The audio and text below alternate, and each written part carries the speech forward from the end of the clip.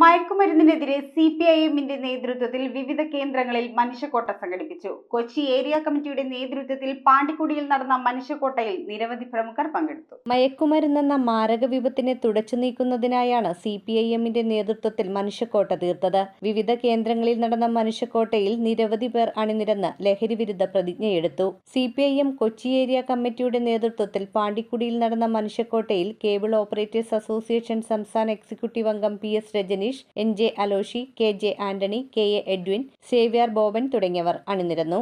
ഇതിന്റെ ക്യാമ്പയിൻ നന്നായി എല്ലാ കുടുംബങ്ങളിലേക്കും എത്തിക്കാൻ ഞങ്ങൾക്ക് കഴിഞ്ഞിട്ടുണ്ട്.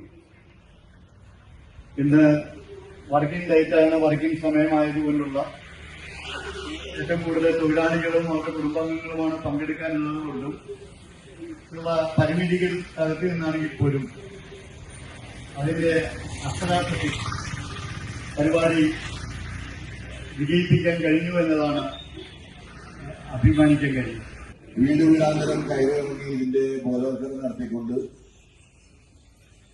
ഇന്നൊരു ശക്തമായ പ്രതിഷേധം 10,000ങ്ങളെ പങ്കെടുപ്പിച്ചുകൊണ്ട് CPM കൊച്ചിയിൽ നടത്തിയിരിക്കുകയാണ്.